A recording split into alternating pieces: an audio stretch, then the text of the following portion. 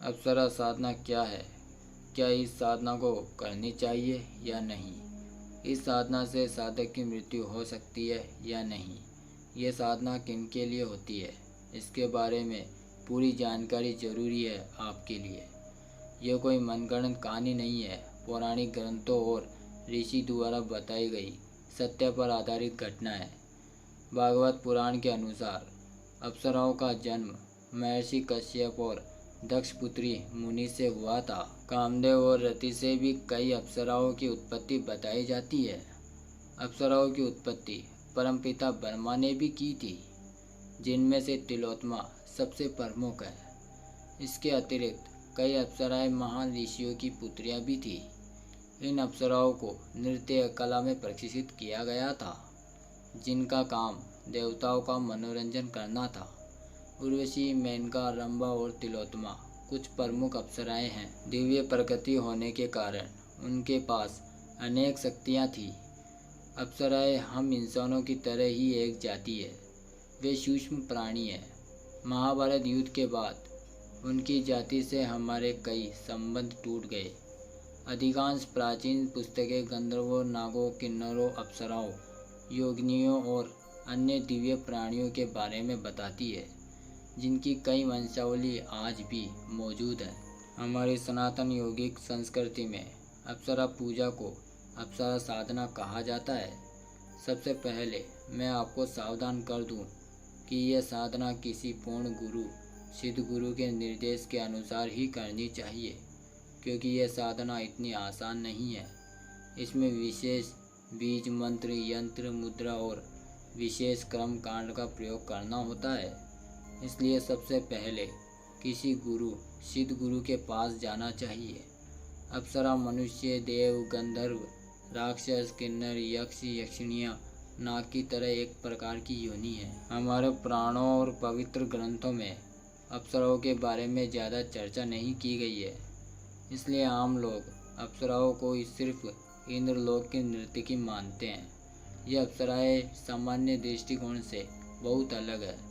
हमारे हिमालय के योगियों और ऋषियों मुनियों ने इस पर ध्यान दिया और अपनी तपस्या से इन्हें गहराई तक जाकर समझा। दरअसल अप्सराएं शक्ति देवी का रूप है, इसलिए उन सभी को देवी के रूप में लिया जाता है और हमारे ऋषि मुनियों द्वारा उनकी पूजा की जाती है। जब योगमाया इस संपूर्ण ब्रह्मांड को मोहित कर रही थी, उसी समय उसने देवताओं को मोहित करने के लिए अप्सराओं की रचना की। अप्सराओं को सभी प्रकार के भौतिक सुखों भोग की देवी कहा जाता है, क्योंकि वे आपको किसी भी प्रकार के भौतिक सुख भोग देने में सक्षम है।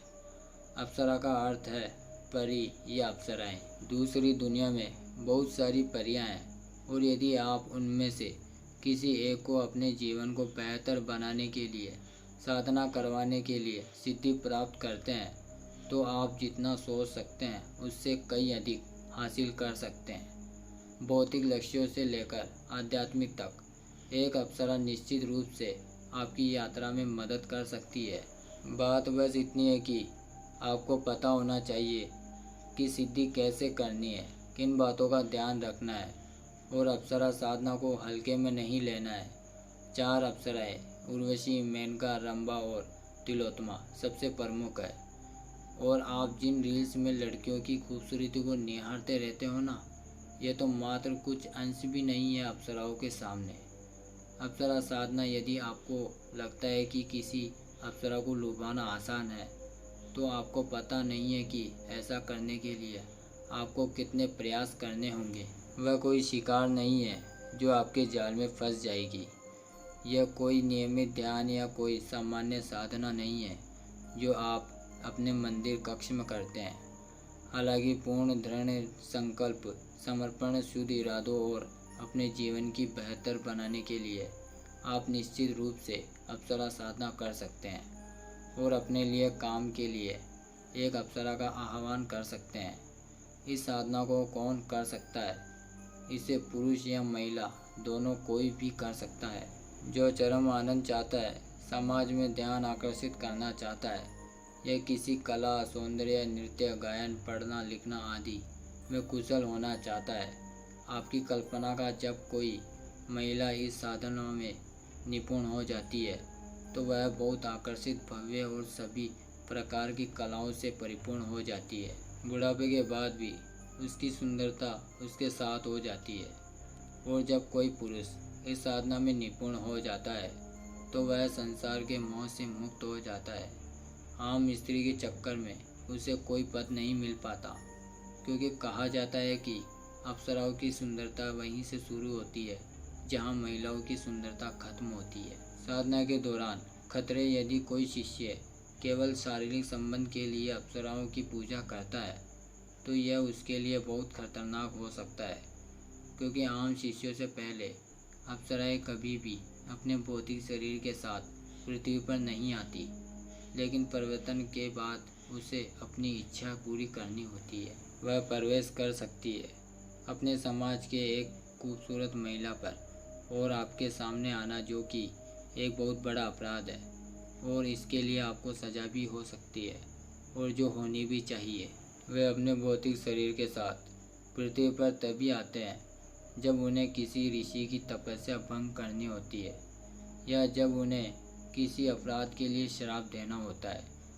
वे भी तब धरती पर आते हैं जब वह किसी ऋषि मुनि की तरह उनसे विवाह करना चाहते हैं, अन्यथा वे सभी इंद्रलोक में ही रहती है। एक ऋषि और योगी अप्सरा साधना की पूजा क्यों करते हैं?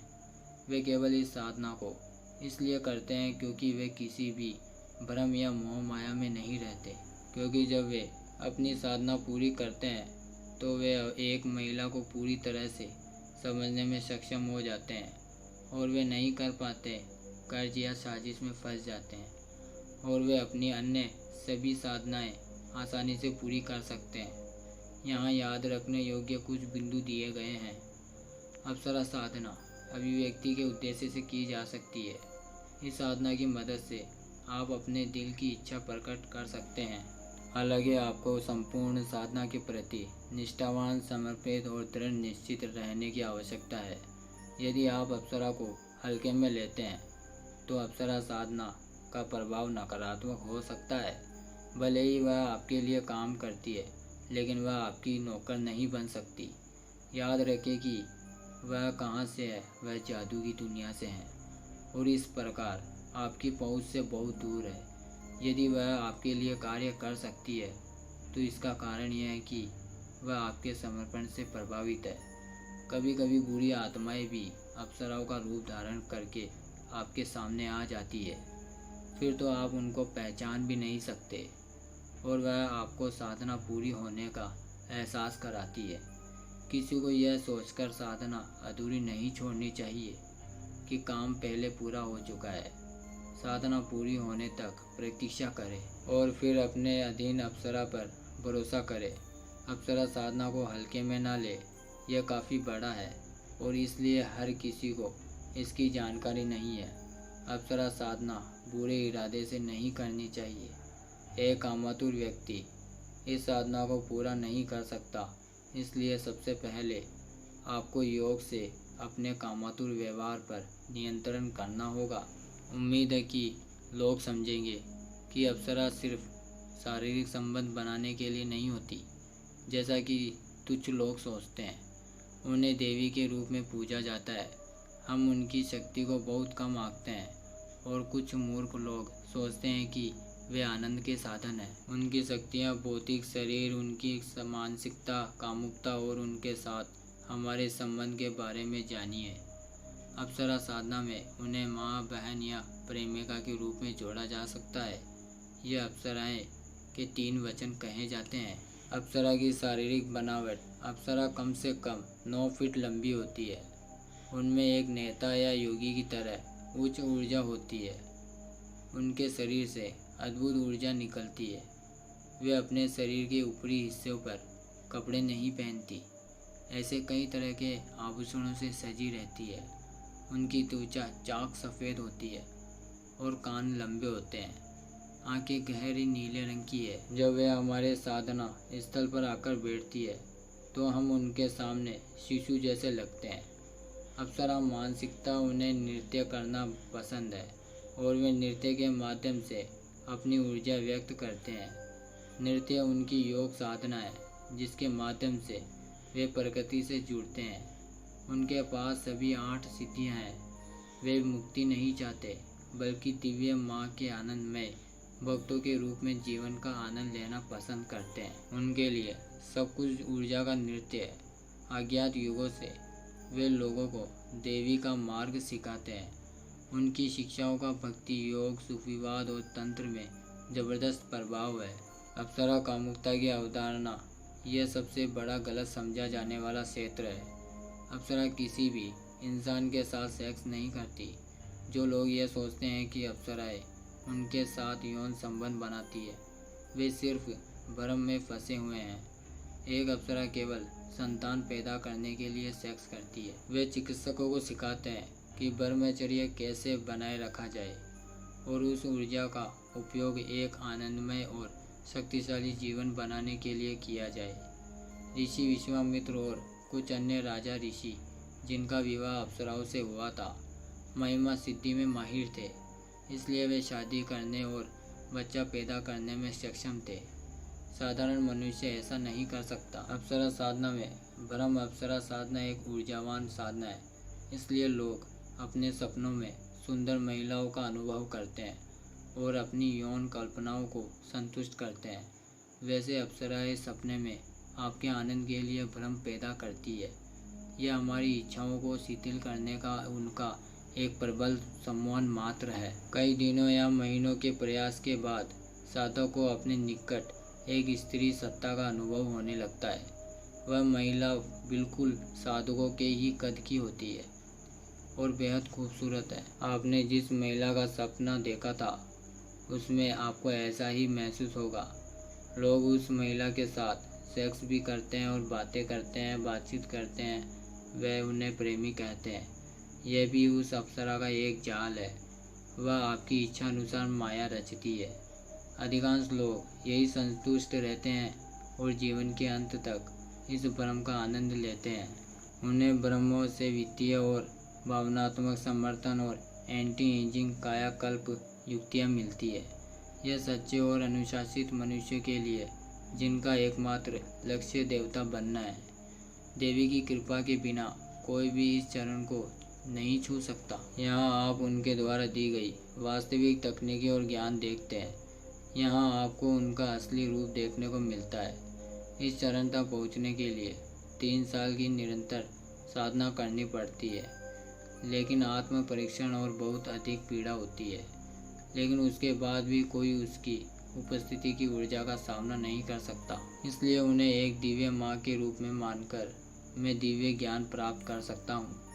उनकी भाषा को समझना बहुत कठिन है।